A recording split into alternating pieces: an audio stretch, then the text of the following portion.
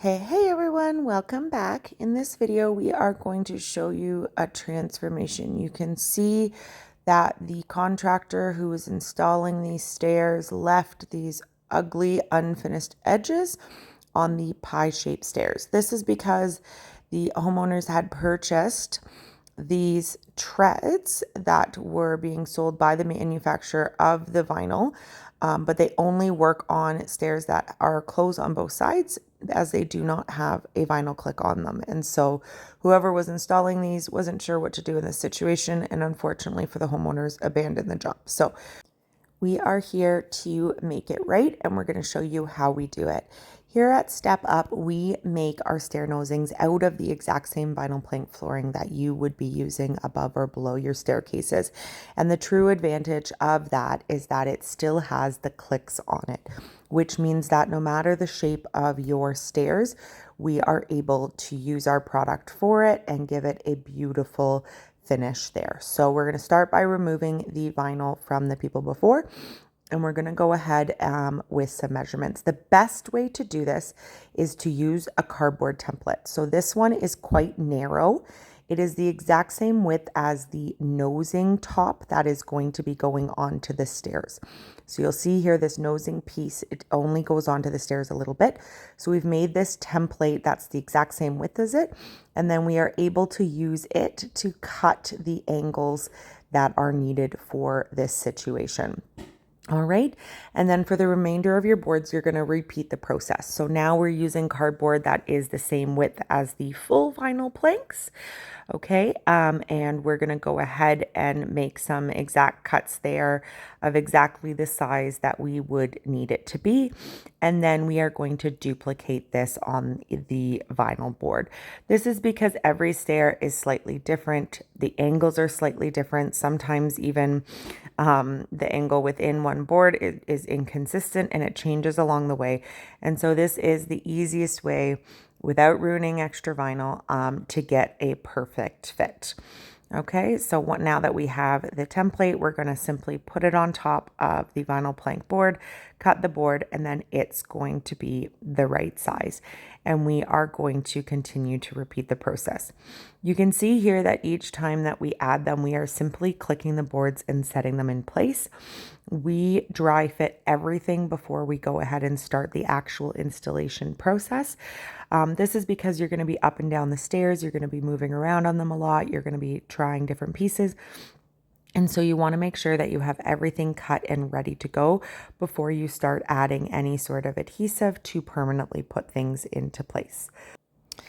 Pie-shaped stairs are often the trickiest for homeowners who are trying to do an installation themselves. We get a ton of messages asking for tips and tricks on them. So we wanted to take our time and show you this in detail.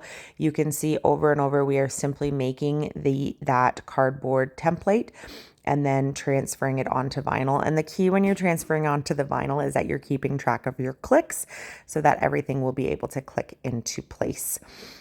We do have other videos with slightly different shaped stairs on our channel, so please hit that subscribe button and you'll be able to see all the different variations of what you might be working with. You'll see here we've set that riser into place just to verify that everything is going to work. So now that we have this one all dry fit, we are actually going to go through the process of super gluing these boards together. What's really important before you make the decision to do this is that you have checked that there is nothing that is blocking these boards from being slid in or out as a solid piece. So you saw there, we were able to slide it back from where it's going to be installed out without anything blocking it. That's not always the case as you go up these triangles. So make sure once you've dry fit them in place that you are able to pull it out as a solid piece and put it back in as a solid piece before you choose to do something like this. This is not a necessary step. It's just something that we like to do when we are able to continue to make sure that everything is going to stay put. The adhesive that we use to adhere the boards down onto the surface is a product that takes about 12 to 24 hours to adhere. And you saw that when we were sliding in those pieces, you have to get that back little edge clicked in first. And so there have been a few times when people have tried to do the installation. If they lose the click on that back board, then they're in trouble with the glue. So that's just why, if possible, we like to super glue it all as a solid piece. So when we come back to do that final installation, there's no concerns. So this is in essence a landing, but as you can see, it has that angle there. And so we're going to go ahead and use that exact same process once we've gotten to the part with the angles. You do still want to install this like you would flooring. So you saw that we intentionally used a shorter piece there to add some of that texture of the wood that's on the installation. And then again, it's not being shown, but each and every one of these, we would have taken that cardboard, made our template, and then put them into place. That particular shape there would not have been able to be slid out. And so that's why it's not being super glued together. All right. We are ready for some installation. So at this point, we have done all of the cutting and all of the fitting of all of the steps and nosings. And we're using this PL Premium adhesive to be installing them.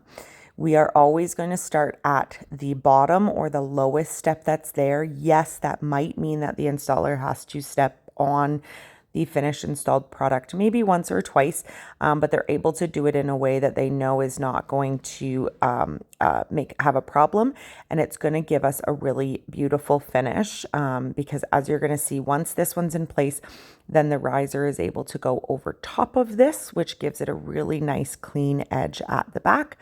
And then we'll be able to continue up from there. So you can see again, these ones are not super glued together because there wasn't a way that they would be able to be slid in fully. So the adhesive was just added to the back of each of these boards, and then we have gone ahead and clicked them together. And then we are doing the same with the actual nosings piece itself.